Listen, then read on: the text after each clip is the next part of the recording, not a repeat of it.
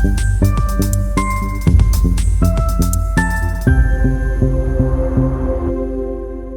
the fizzing depths of American culture lies a rivalry so intense it's been studied by neuroscientists, marketers, and historians alike. This is the story of Coca-Cola and Pepsi, a battle that transcended simple competition to become a defining feature of 20th century consumerism. The 1970s marked the beginning of what would become known as the Cola Wars. Coca-Cola, founded in 1886, had long dominated the market with a 60% share. But Pepsi, the underdog founded in 1898, was about to change the game forever with a single marketing campaign. In 1975, Pepsi launched the Pepsi Challenge, a nationwide blind taste test that showed ordinary Americans preferring Pepsi's sweeter taste to Coca-Cola's classic formula. Pausing for emphasis, the results were staggering. Continuing, 57% of participants chose Pepsi. This wasn't just marketing, it was a direct attack on Coca-Cola's throne. The results were staggering. 57% of participants chose Pepsi. This wasn't just marketing, it was a direct attack on Coca-Cola's throne. The scientific foundation behind this preference would later be revealed through groundbreaking MRI studies in Trois. When test subjects drank Pepsi, their ventral putamen, the brain's pleasure center, lit up like a Christmas tree. This region processes immediate rewards and happiness, explaining the initial positive response to Pepsi's sweeter taste profile. But here's where it gets fascinating. When the same subjects knew they were drinking Coca-Cola, a different area activated, the medial prefrontal cortex. This region processes higher thoughts, memories, and brand associations. Simply put, Coca-Cola had built such strong emotional connections that it literally changed how people's brains responded to the drink. The 1980s saw this rivalry escalate to unprecedented heights.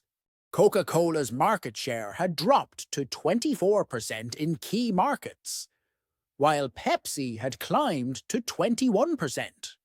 In a move that would become one of marketing's greatest cautionary tales, Coca-Cola launched New Coke in 1985, a sweeter formula designed to match Pepsi's taste. The backlash was immediate and severe.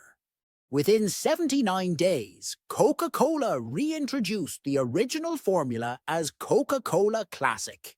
Sales soared, and market share rebounded. What seemed like a catastrophic failure had accidentally reinforced the brand's emotional connection with consumers. Meanwhile, Pepsi was revolutionizing advertising through celebrity endorsements. Michael Jackson's 1984 Pepsi campaign marked the first time a pop star had aligned with a major brand. The campaign cost $5 million, then the most expensive campaign ever. The strategy worked. By 1985, Pepsi's market share had reached its highest point at 30%. Pepsi's innovative approach and star-studded campaigns left a lasting impact on the advertising landscape. The 1990s brought new battlegrounds as both brands shifted their demographic targeting. Coca-Cola maintained its family-friendly, traditional American values approach, while Pepsi positioned itself as the choice of a new generation. Pepsi's Generation Next campaigns featured cultural icons like Britney Spears and Beyoncé, targeting younger consumers aged 12-24. Coca-Cola countered with polar bears and Santa Claus, reinforcing its connection to tradition and family values, primarily targeting 25-45-year-olds.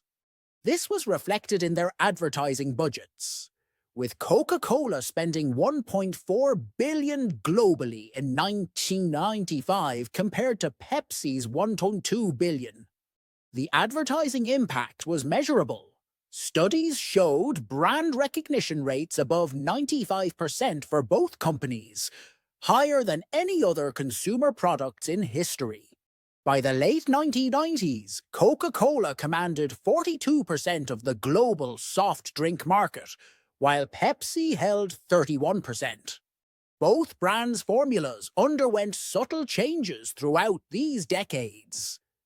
Coca-Cola's original recipe, famously kept in a vault in Atlanta, maintained its distinct blend of vanilla, cinnamon, and citrus oils. Pepsi, meanwhile, adjusted its formula several times, generally maintaining a sweeter profile with more citrus notes and a higher sugar content. The science behind their different taste profiles reveals fascinating insights. Pepsi contains slightly more sugar, citric acid, and caffeine, creating an immediate pop of flavor that triggers rapid dopamine release. Coca-Cola's more balanced formula, with its unique blend of natural flavors, creates a smoother taste experience that builds over time. These differences in taste directly correlate with the distinct brain activation patterns observed in MRI studies.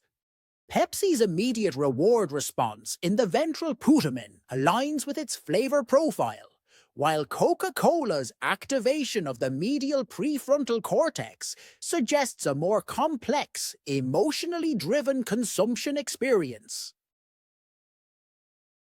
By the turn of the millennium, both companies had expanded well beyond cola, but their core brands remained central to their identities. Coca-Cola's marketing emphasized heritage and emotional connection, spending upwards of $2.1 billion annually on advertising by 2000. Pepsi focused on youth and innovation, investing $1.8 billion in marketing efforts.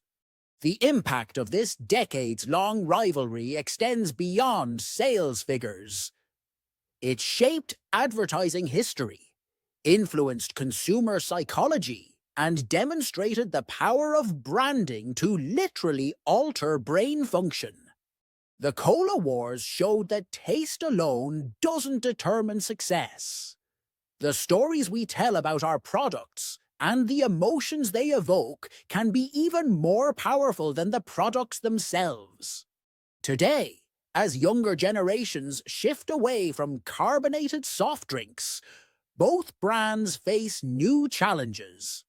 But the legacy of their rivalry, documented in brain scans, sales figures, and advertising archives, remains a testament to the power of marketing to shape not just what we buy, but how we think, feel, and even process taste itself.